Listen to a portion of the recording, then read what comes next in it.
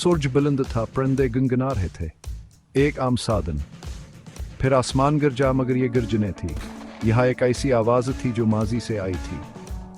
एक पुराना हवाई जहाज, एक डेसी-4 बादलों को चीरता हुआ मुदार हुआ। यह यहाँ नहीं होना चाहिए था। यह तो दहाइयाँ पहले गायब हो गया था। फिर भी नीचे उतरा, असीर नवे पर, जहाँ से यह बहुत पहले गया था। एक असीब वापस आ गया था। हवाई अड्डा जैसे थमसा गया। लोग घूरने लगे, सरगोशी करने लगे। यही यहाँ से आया था। वक्त जैसे रख गया, सांस रोके हुए। फिर हिकाम हरकत में आए, एहतियात से जहाज के करीब पहुंचे। हर कदम गैर यकीनी सूरत हाल से भरा हुआ था। इसके अंदर कौन से राज थे? दरवाजा खुला तो चिरचिराट की आवाज आई। धौल के बादल आठे। सबके रीढ़ की हड्डी में सनसनी दौड़ गई। अंदर खामोशी छाई हुई थी। फजा भारी थी, बोसीदगी की बू से भरी हुई थी। साए राहदारी में फैले हुए थे। और फिरानों ने उन्हें देखा। ढांचे अब अपनी निश्तों पर जकड़े हुए थे। वक्त में मंजमद मुसाफरा और अमला।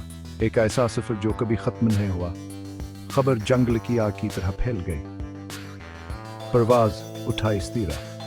वह जवान इस सोचों में गायब हो गई थी, बगैर किसी सिराग के गायब हो गई थी। अब वापस आ गई थी, लेकिन किसे और अब क्यों? सवालात के इन बार लग गए। हर एक गुज़िश्ता से ज्यादा परेशान कर था। दुनिया देख रही थी, सांस रोके हुए, जवाबात का इंतजार कर रही थी।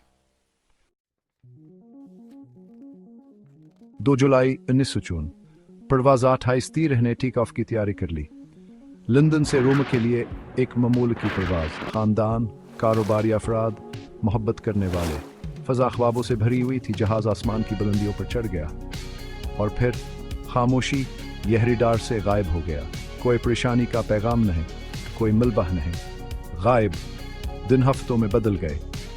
हफ्ते महीनों में, महीने सालों में। उम्मीद ख़त्म हो गई। नज़रियात भरने लगे। तूफ़ान, मकीनिकल खराबी, हाईजैकिंग, कोई हेफ्ट ने बैठा। परवाज़ 28 एक मामहा बन गई। हवा में एक सरगोशी, कैंपफायर के गिर्द सुनाने के लिए एक कहानी। अब तक माहिरीन ने जहाज का हैरान मुआयना किया, सरागों की तलाश में, लेकिन जहाज ने अपने राज छिपा कर रखे। नजरियात बेकाबू हो गए।